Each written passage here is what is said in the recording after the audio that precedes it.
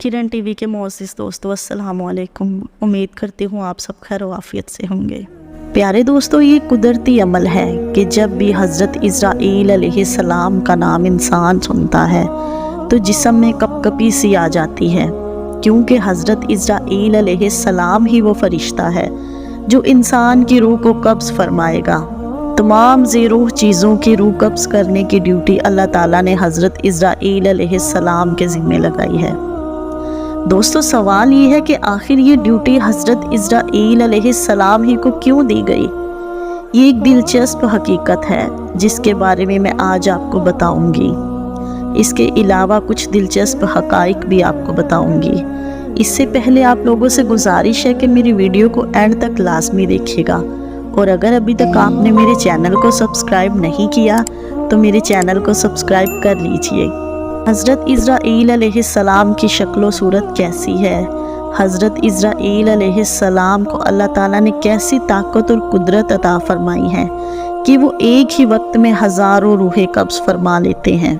और हज़रत इज़राइल अलैहिस्सलाम को किसी की रूह कब्ज़ करते हुए अफसोस हुआ या नहीं?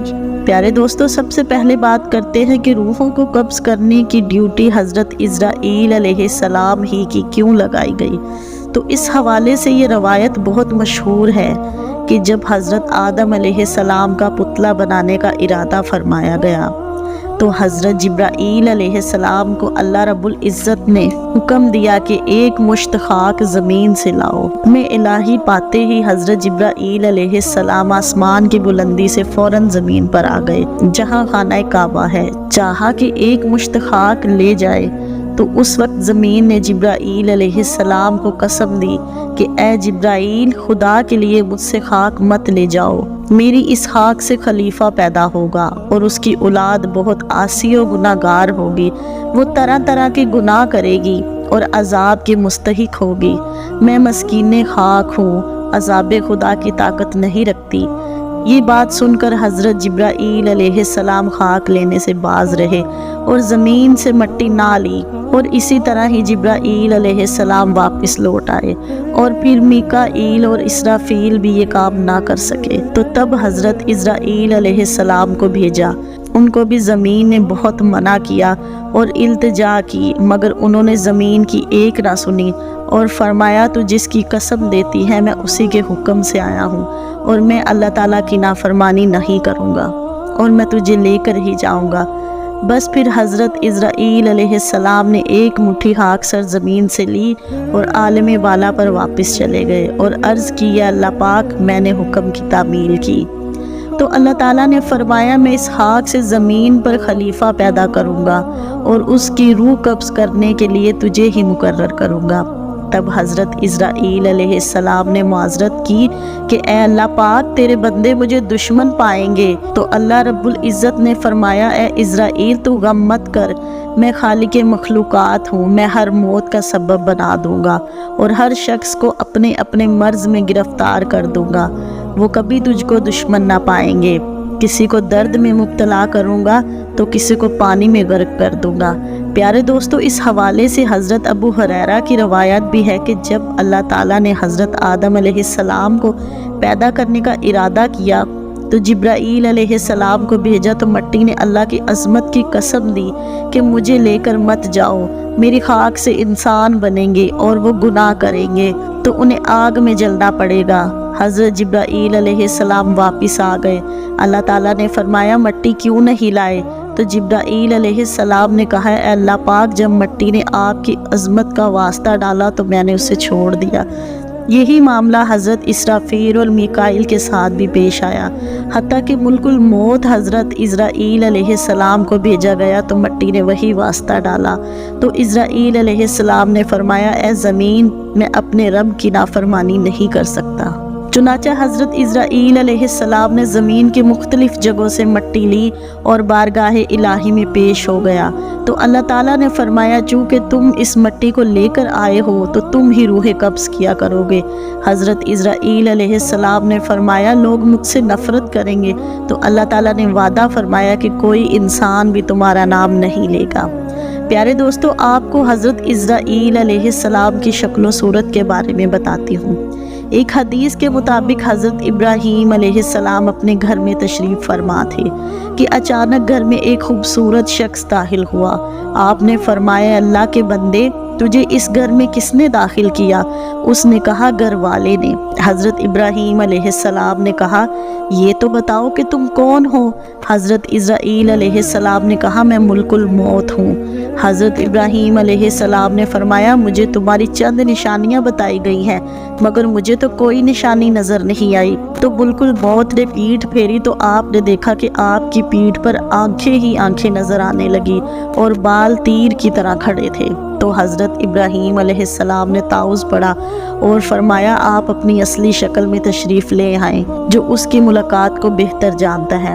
دوستو ایک روایات میں ہے کہ جب حضرت اسرائیل علیہ السلام نے پیٹھ پھیری تو اس کی وہ شکل نظر آئی جس میں وہ برے لوگوں کی روح کو قبض کرتا ہے۔ ایک اور روایت میں ہے کہ حضرت ابراہیم علیہ السلام نے فرمایا مجھے وہ شکل دکھائے جب آپ کفار میں نظر آتے ہیں۔ تو فرشتے نے کہا یہ آپ کی طاقت سے باہر ہے، اور ملک الموت نے وہ صورت دکھانا شروع کی اور فرمایا اپنا منہ موڑ لیجئے۔ اور جب آپ نے دیکھا تو ایک سیاہ شخص جس کے سر میں آگ کے شعلے نکل رہے ہیں، اس کے جسم سے بالوں کے بجائے تیر اور آگ نکل رہی ہے۔ یہ حال دیکھ کر آپ پر غشی طاری ہو گئی اور پھر آپ نے دیکھا کہ ملک الموت اپنی شکل میں موجود ہیں۔ تو پھر آپ نے فرمایا آپ مومن کی روح کیسے قبض کرتے ہیں؟ تو کہا گیا اپنا منہ موڑ لیجئے، اور پھر دیکھا کہ آپ کے سامنے ایک خوبصورت نوجوان کھڑا ہے جس نے سفید رنگ کے کپڑے پہنے ہوئے ہیں اور جسم خوشبو سے مہک رہا ہے۔ تو یہ منظر دیکھ کر آپ نے فرمایا اگر مومن کو آپ کے دیدار کی دولت ہی نصیب ہو جائے تو یہی کافی ہے۔ تو دوستو اس سے معلوم ہوا کہ حضرت اسرائیل علیہ السلام کی شکل مومن کی روح قبض کرتے وقت اور ہوتی ہے اور کافر اور مشرک کے لیے اور ہوتی ہے۔ اللہ تعالیٰ سے دعا ہے کہ اللہ تعالیٰ ہمیں موت کی تیاری کرنے کی توفیق عطا فرمائے اور ہمیں اسرائیل علیہ السلام کی وہ شکل دیکھنا نصیب کرے جو مومن کے لیے ہوتی ہے۔ ایک اور واقعہ نقل ہے کہ اللہ تعالیٰ نے حضرت اسرائیل علیہ السلام سے پوچھا کیا کبھی کسی روح کو قبض کرتے وقت تمہیں رحم آیا؟ تو ملک الموت نے عرض کیا مالک میرا ہر روح کو قبض کرتے وقت دل دکھتا ہے مگر آپ کے حکم کی سرتابی کی مجال نہیں۔ ہاں ایک ایسا وقت جب مجھے بہت دکھ ہوا اور غم تنہائی میں میرے ساتھ رہتا ہے۔ عرض کی ایک جہاز سمندر میں سفر کر رہا تھا اور بھنور میں پھنس گیا اور تباہ ہو گیا اور کئی مسافر تھے اس جہاز میں جو سب مر گئے۔ ہاں ایک ماں اور بچہ جہاز کے تختے پر آپ کے رحم و کرم پر بہہ رہا تھا۔ لہروں نے انہیں بھنور سے دور کر دیا۔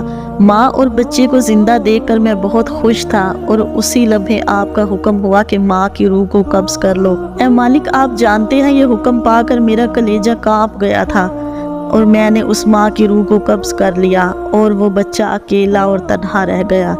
تو اللہ رب العزت نے فرمایا کیا تمہیں معلوم ہے کہ وہ بچہ کہاں اور کیسے پرورش پاتا رہا؟ تو حضرت اسرائیل علیہ السلام نے فرمایا آپ عالم الغیب ہیں، ظاہر اور باطن آپ پر عیاں ہیں۔ تو اللہ تعالیٰ نے ارشاد فرمایا ہم نے موجوں کو حکم دیا کہ اس بچے کو ساحل پہ ڈال دیں اور اس کے قریب ایک سرسبز جزیرہ تھا۔ ہم نے پھولوں کو حکم دیا کہ بچے کے لیے سیج بچھا دی جائے اور ایک شیرنی کی ڈیوٹی لگا دی کہ اسے دودھ پلائے، اور سورج کو حکم دیا کہ اپنی تیز شعاؤں سے بچے کو محفوظ رکھیں۔ بادل کو کہا گیا کہ ذرا دور ہو کر برسے۔ درختوں کو حکم دیا کہ وہ جھک جائیں اور اپنے پھل اور رس اس بچے کے منہ میں ڈالے۔ ہوا کو حکم دیا کہ بچے پر آہستہ آہستہ گزرے۔ اے اسرائیل وہ تنہا اور بظاہر اکیلا بچہ پرورش پا کر صحت مند اور بہادر ہونے لگا۔ ہم نے اس کو دنیا کی تمام نعمتیں عطا کی۔ ایک بادشاہ شکار کھیلتے ہوئے ادھر آ نکلا، وہ بچے کو دیکھ کر بہت خوش ہوا۔ ان کے ہاں اولاد نہیں تھی، وہ بچے کو گھر لے گیا۔ بادشاہ کی وفات کے بعد وہ اکیلا تخت و تاج کا مالک بن گیا اور وہ لوگوں پر ظلم کرنے لگا، سرکش اور نافرمان بن گیا، اپنے ہی بت بنوا کر سجدہ کروانے لگا، خاک سے بنا خاکی پتلا خود ہی خدا بن بیٹھا۔ آخر ہم نے اس کی بہتری کے لیے اپنے خلیل ابراہیم علیہ السلام کو اس کے پاس بھیجا تو اس نے ہمارے پیارے کو ہی آگ میں پھینک دیا۔ اے اسرائیل دیکھ اس بچے نے میرا کیسا شکریہ ادا کیا۔ وہ بچہ نمرود بن گیا اور منکر ہو گیا اور حکم نہ ماننے والوں کو سزا دینے لگا۔ اسرائیل علیہ السلام نے عرض کیا رب العزت میں اس سرکش بچے کی حالت سے بے خبر ہونے کی وجہ سے ملال میں رہتا رہا اور دکھی ہوتا رہا۔ بے شک آپ کے راز آپ خود ہی بہتر جانتے ہیں۔ آخر میں اللہ تعالیٰ سے دعا ہے کہ ہمیں دین و دنیا میں کامیابیاں عطا کرے اور ہمیں دین پر چلنے کی توفیق عطا فرمائے، آمین یا رب العالمین۔ کرن ٹی وی کو سبسکرائب کر لیں۔